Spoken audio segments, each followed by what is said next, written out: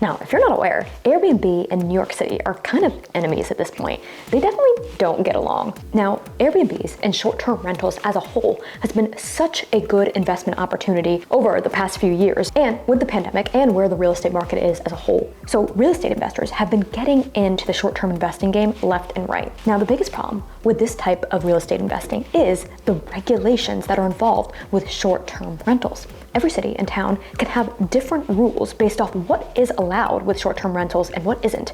It's probably one of the most regulated types of real estate investing. So this is why, even though so many people have made tons and tons of money with this type of investing, some people are afraid or don't want to be bothered with this type of investing because it's too regulated. And New York City is definitely one of those places where it is extremely regulated. So Yahoo Finance put out an article, and they've really been covering the lawsuits between New York City and Airbnb for the past few years. So this year specifically, 3 Airbnb hosts in New York City actually sued New York City based over the ridiculous regulations about Airbnb. Unfortunately, the judge overruled the case. So Airbnb still is highly regulated here in New York City. And we're gonna go over some of the rules. So it's basically not legal to own an Airbnb in New York City unless you are staying in the unit with the person who is an Airbnb guest at the time that they're there. Let's give you an example. I have a 3-bedroom apartment in Brooklyn. So I am personally staying in the primary bedroom, and I have a guest bedroom, and I rented it out to an Airbnb guest, that guest bedroom, while I'm still staying there at night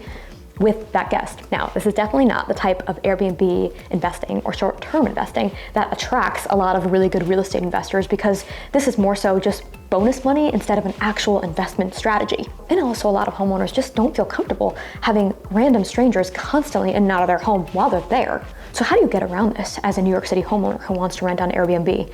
You have to follow the rules, and if you don't, you're considered an illegal short-term rental. And a short-term rental is defined as any stay under 30 days. That's considered a short-term rental. If somebody is staying 30 days or up, it's then considered a mid-term rental. So that's the difference between those two. Mid-term rental isn't regulated like a short-term rental is in New York City.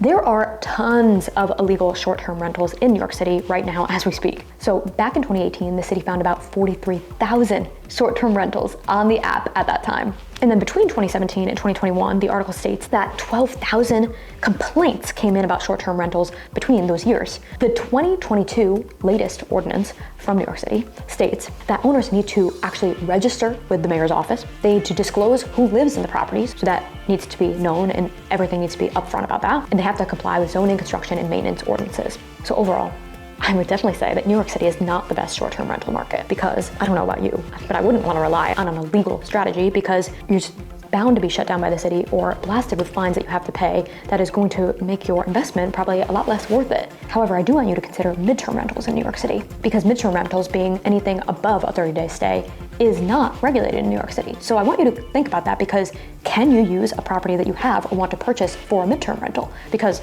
there are a lot of demand for these type of rentals where people need to stay in New York City, but they don't need to stay a year or more. They just need to stay there for a few months, and that would be classified as a midterm rental. Now, that's a great investment strategy in New York City, and you're allowed to do it. So I would love to know, what do you think about these Airbnb rules in New York City?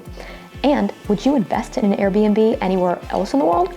As always, I just love hearing from you guys.